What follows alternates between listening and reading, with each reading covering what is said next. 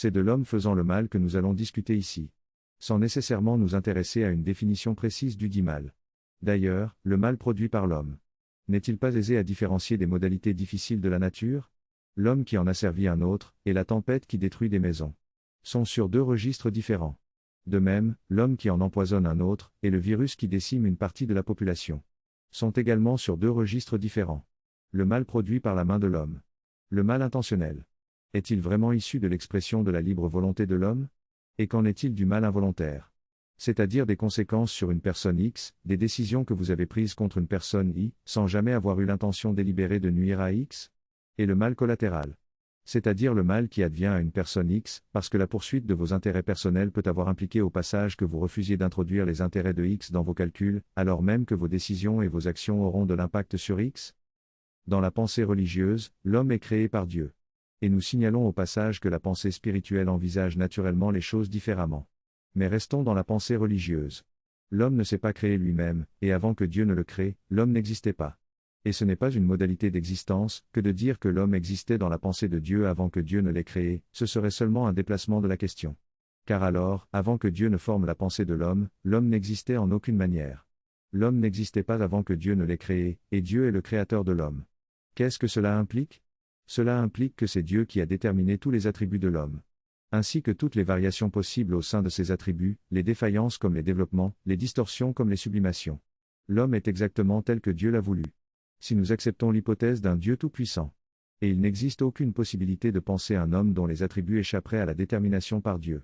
Là encore, vous pourriez déplacer le raisonnement, par exemple en disant que la nature de l'homme aura été corrompue par l'intervention du diable. Mais ce diable lui-même aura été créé nécessairement ainsi par Dieu, c'est-à-dire avec le potentiel spécifique de devenir le diable. Non seulement c'est Dieu qui aura créé ce potentiel ou la possibilité de ce potentiel, mais c'est encore lui qui aura créé l'univers de sorte à rendre possible l'actualisation d'un tel potentiel.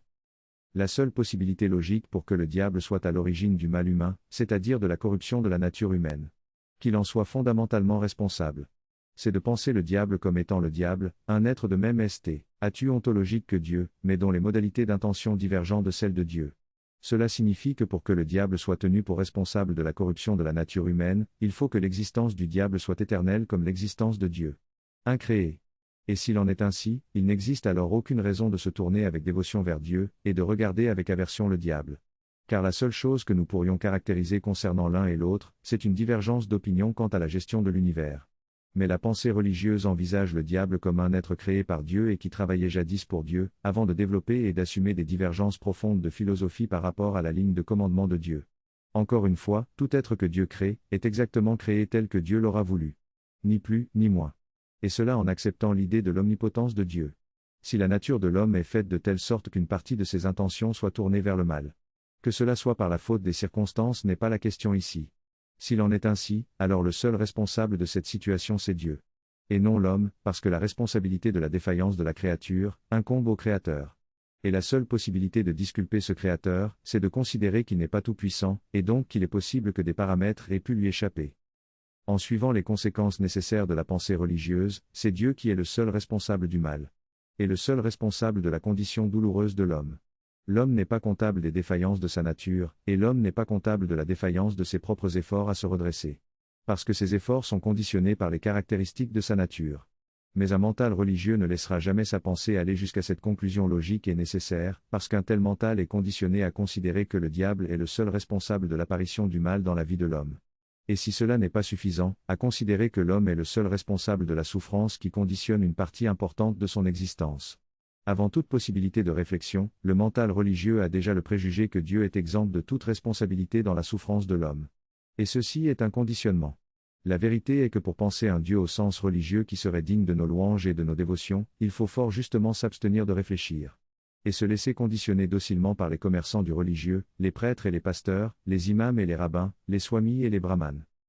Dans la pensée athée, c'est-à-dire ultimement une pensée qui disqualifie l'existence d'un Dieu au sens religieux, un être conscient et intelligent, doté des caractéristiques de l'omniscience, de l'omnipotence et de l'amour parfait. Et qui aurait créé l'homme, une créature qui est par excellence la manifestation de l'imperfection dynamique. Dans la pensée athée, l'existence de l'homme procède fondamentalement du jeu neutre. Au sens de non intentionnel. Du jeu neutre des forces impersonnelles de la nature. Et il faut entendre la nature ici au sens fondamental et non au sens restreint de l'écosystème terrestre. Si l'existence de l'homme procède en effet de cela, alors l'imperfection de l'homme est quelque chose d'éminemment naturel. Et sa capacité de se perfectionner dans le temps est aussi une donnée naturelle, consubstantielle de son type d'être. La pensée athée reconnaît en l'homme l'existence de la conscience, de la volonté et de l'intelligence, en raison de la complexité de la structure humaine.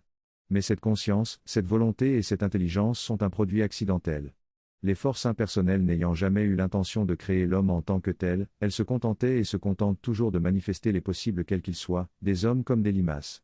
Le mal existe, il est naturel et normal compte tenu de l'origine de l'existence de l'homme, et l'homme peut le guérir ou le surmonter, compte tenu du fait qu'il est doté d'une volonté consciente et intelligente.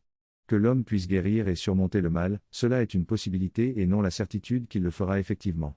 Cela dépend de ce qu'il travaille ou non à développer sa volonté consciente et intelligente.